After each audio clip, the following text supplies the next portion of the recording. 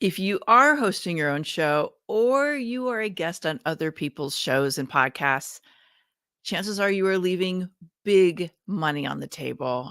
And today I'm going to cover the last two pillars in my 100K plus a year podcast model so that having your own show can really help you not just stand out in your industry as an authority and an expert, but also drive the profit line up in your business. Hey, it's Melanie Benson, and I am an authority amplifier. I'm host of the show Amplify Your Success. I almost forgot what the name of my show was for a second. And I am the founder of the 100K Authority Accelerator Program.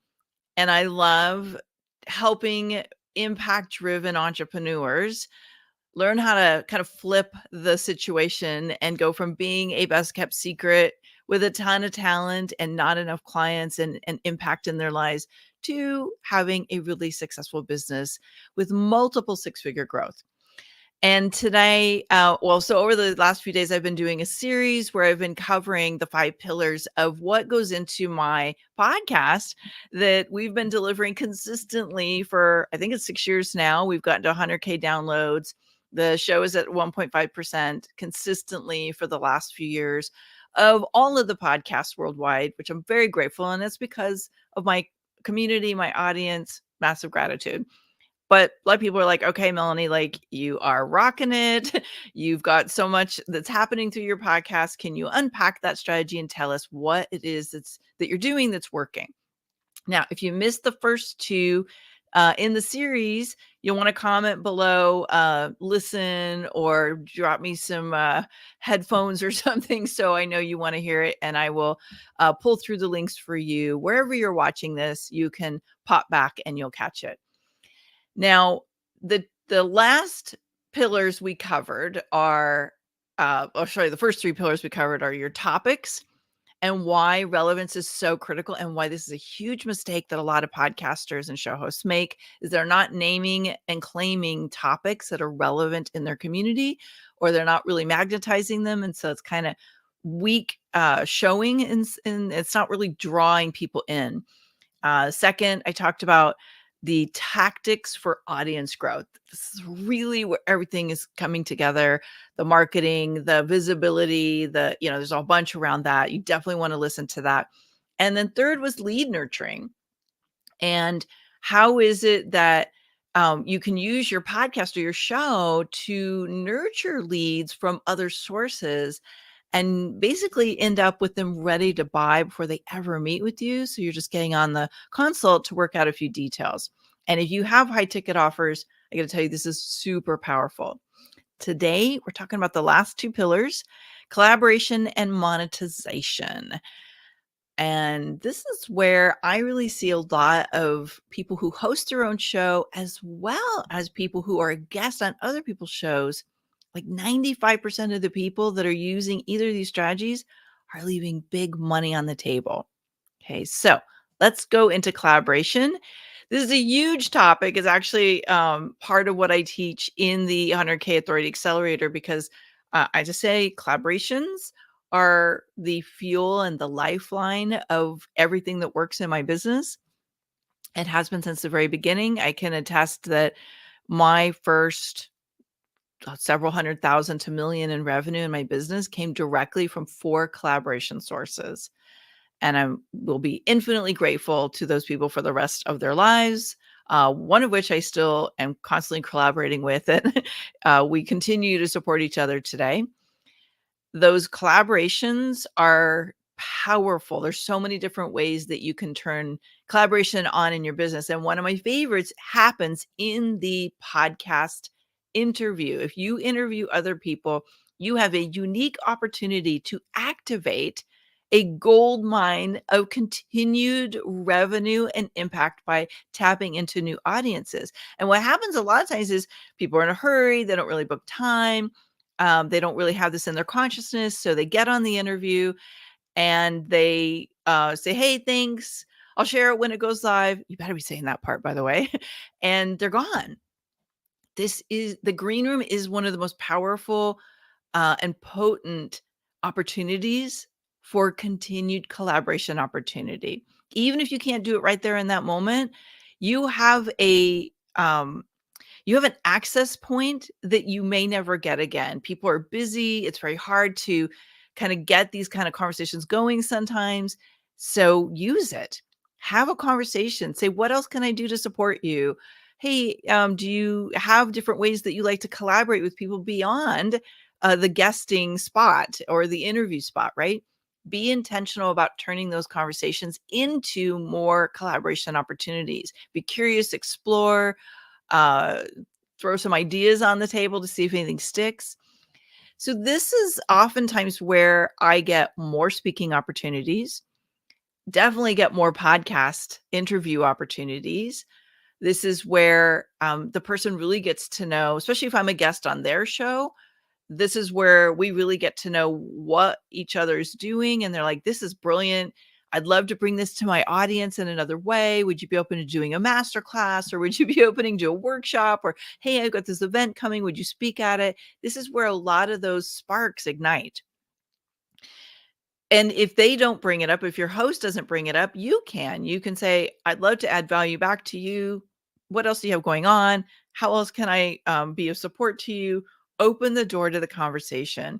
If you are very intentional here, and not everybody's aligned. Like, not everybody's really going to be a great source of this, but maybe like set your intention to activate at least 50 to 60% of those new relationships that are opening up. At a bare minimum, say, hey, how can we stay in touch?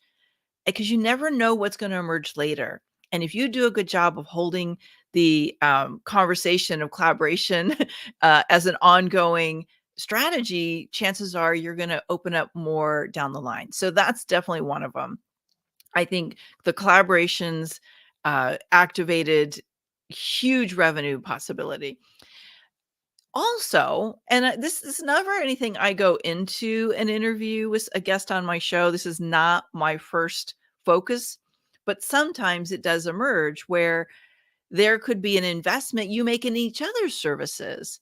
And I know people that are very intentional as a podcast host, that they are intentionally interviewing people who could become clients. I am not necessarily doing that, but that is something that could emerge through the interview. And you want to keep in mind, always be of service, always be open to who you can solve a problem for. I have had several guests over the years go through my 100K Authority Accelerator because in the conversation, they start realizing, oh, Shazam, I don't really have this stuff nailed down. I like the visibility. It's not working for me. So if you're a host, think about a couple key questions you could ask your guest, just to, in the curiosity and the desire to support, to see if it's worth having any other conversations. Okay. So that's collaboration.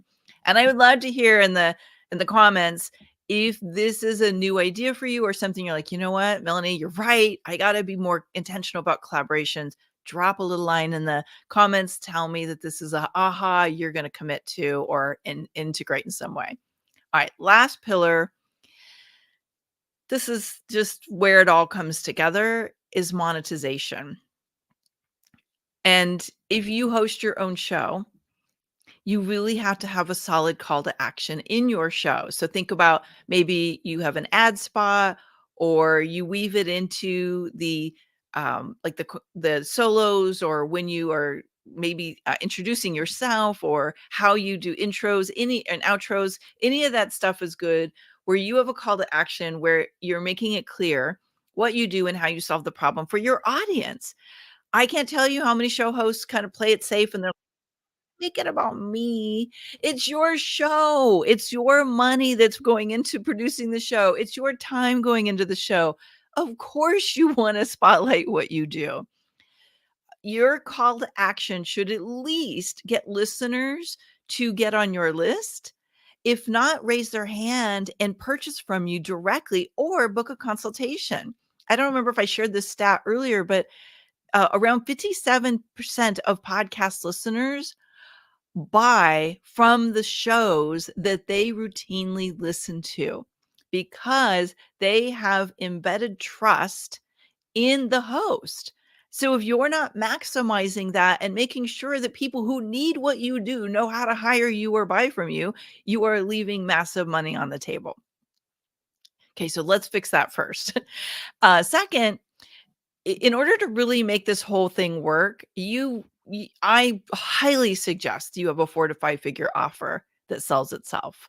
An irresistible offer, a signature offer, whatever you want to call it. I know a lot of people have membership programs, they have products they sell, and that's great. But if you think about it, you got to move a lot of people through that model to make it work. And if that's working for you, awesome. But what I find is most people don't. They're not making the numbers they want.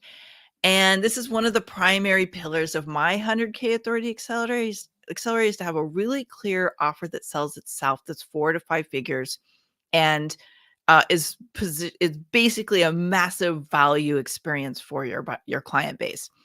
And in my experience, there are just way too many experts and service professionals that don't have this kind of offer, and either it's not compelling, it's not value driven, or it's not enough money. And so they're struggling to make the revenue goals and to really get ahead financially. So that's the second piece you want to make sure you have in place. Third, we already talked about, which is collaboration. That's, again, I think it's one of the most important revenue expansion opportunities in the monetization strategy. And then fourth is sponsorship opportunities. So if you have your own show, once you start getting traction, you're getting good downloads, you're getting visibility, maybe you're charting. I think it's important to think about your sponsorships. Now, I don't do sponsorships in the traditional sense where I have other companies who are buying an ad space. That's not really the way I've designed my platform. That's not saying I couldn't. I've been approached, but it's never really felt right. It's never really kind of been the groove. But that is something you could certainly look at. And I know a lot of people I've coached through developing a authority platform like a podcast. We look at sponsorship right out of the gate, even if we don't launch it immediately. I do sponsorship a little differently. Sometimes with sponsored episodes. Now, I want to be really clear. I am not selling access to be a guest on my show to just anybody. We do this very strategically when there's somebody who has a perfectly aligned topic, but they don't have all the qualifications we look for in a great guest. And part of that is reach. Part of that is they don't have all their pieces together yet. So we will sometimes evaluate, would they like to be a sponsored guest, meaning they're paying for production so that I get my costs covered, but they're getting valuable exposure and my community is getting access to some valuable insight and knowledge base. Okay. And again, I'm in a very unique spot to be able to do that. I have way more pitches and way more people wanting to be on my show than I have airspace for. So I'm having to get more and more selective. And this is a win-win for everybody.